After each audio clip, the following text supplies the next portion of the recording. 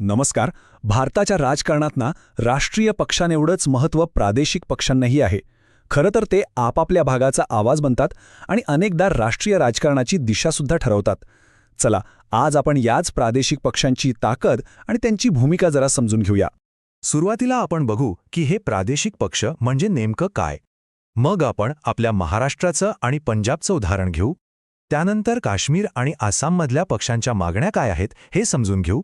आणि शेवटी या पक्षांची भूमिका राजकारणात कशी बदलत गेली आहे यावर नजर टाकूया. चला तर मग सुरुवात करूया. तर सगळ्यात पहिला प्रश्न, प्रादेशिक पक्ष म्हणजे नक्की काय? काय ओळख असते यांची? चला, हेच जरा खोलात जाऊन बघूया. अगदी सोप्या भाषेत सांगायचं झालं तर प्रादेशिक पक्ष म्हणजे काय, तर असा एक राजकीय गट जो आपल्या भागाची, आपल्या प्रदेशाची एक वेगळी ओळख जपतो आणि त्याच भागाच्या विकासासाठी, तिथल्या लोकांच्या भल्यासाठी तो सत्तेच्या राजकारणात उतरतो. म्हणजे त्यांचं सगळं लक्ष आपल्या प्रदेशावर असतं. आता इथे गंमत आहे. या पक्षांचा प्रभाव जरी एका ठराविक राज्यापुरता किंवा भागापुरता मर्यादित असला तरी राष्ट्रीय राजकारणात मात्र ते खूप मोठी भूमिका बजावतात. म्हणजे बघा, ते आपल्या भागाचे प्रश्न उचलून धरतातच, पण अनेकदा केंद्रात सरकार कोणाचं बनणार हे ठरवण्यामध्ये सुद्धा त्यांची भूमिका अगदी निर्णायक ठरते. चला तर मग याचंच एक सगळ्यात महत्त्वाचं उदाहरण पाहूया आपल्या महाराष्ट्रातून. इथे आपण शिवसेनेच्या भूमिकेबद्दल जरा जाणून घेऊ.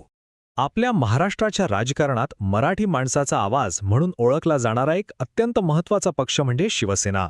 इथे दिसतंयच, 1966 मध्ये या पक्षाची स्थापना झाली आणि तेव्हापासून त्यांनी राज्याच्या राजकारणात स्वतःची एक वेगळी आणि मजबूत जागा बनवली आहे. आता शिवसेनेच्या राजकारणाचा मूळ गाभा काय होता, तर तो होता मराठी माणूस. सुरुवातीपासूनच मराठी लोकांच्या हक्कांसाठी लढणं, मराठी भाषेला प्रोत्साहन देणं ही त्यांची मुख्य उद्दिष्ट होती.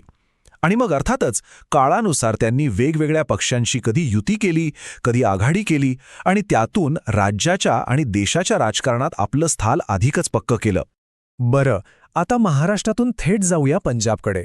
इथे आपण शिरोमणी अकाली दलाविषयी बोलणार आहोत. एक असा पक्ष जिथे धर्म आणि प्रादेशिक ओळख यांचं एक वेगळंच समीकरण पाहायला मिळतं. आता आपल्या समोर आहे शिरोमणी अकाली दल. हा पक्ष फक्त पंजाबमधलाच नाही, तर आपल्या देशातल्या सर्वात जुन्या प्रादेशिक पक्षांपैकी एक मानला जातो.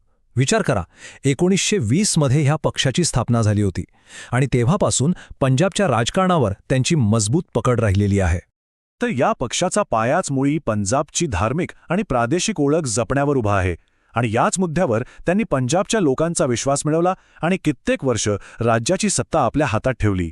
आता आपण भारताच्या दोन अशा प्रदेशांकडे वळूया जे राजकीयदृष्ट्या खूप संवेदनशील मानले जातात, काश्मीर आणि आसाम.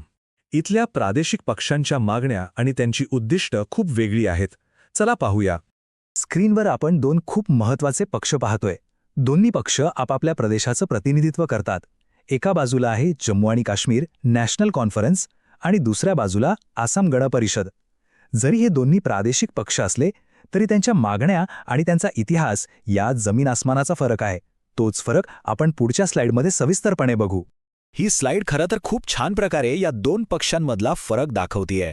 बघा, नॅशनल कॉन्फरन्स 1932 पासून काश्मीरच्या लोकांच्या हक्कांसाठी आणि प्रादेशिक स्वायत्ततेसाठी लढतोय, तर दुसरीकडे आसाम गण परिषदेचा जन्म झालाय 1985च्या आसाम करारामधून. आणि त्यांचा मुख्य उद्देश काय, तर आसामची सांस्कृतिक ओळख जपणं आणि राज्याचा आर्थिक विकास करणं.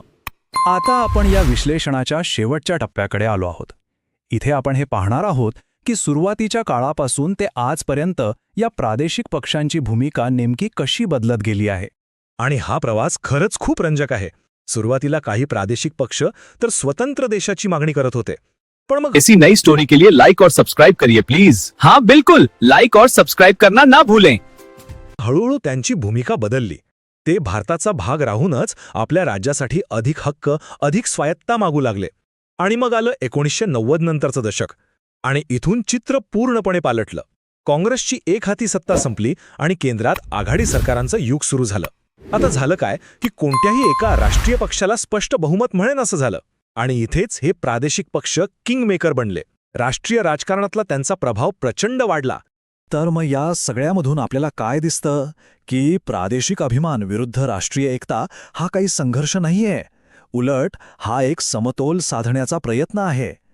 हे पक्ष काय करतात तर ते त्या भागाच्या प्रदेशाच्या भावनांना आकांक्षांना राष्ट्रीय पातळीवर आवाज देतात आणि असं करत असतानाच ते राष्ट्रीय राजकारणाचा एक अविभाज्य भाग बनतात. भारतीय लोकशाहीचं हेच तर एक मोठं वैशिष्ट्य आहे. विविधतेत एकता साधताना प्रत्येक प्रादेशिक आवाजालाही तितकंच महत्त्व देणं. आणि हा जो समतोल साधण्याचा प्रयत्न आहे ना, तोच भारताच्या राजकारणाला सतत गतिमान आणि जिवंत ठेवतो.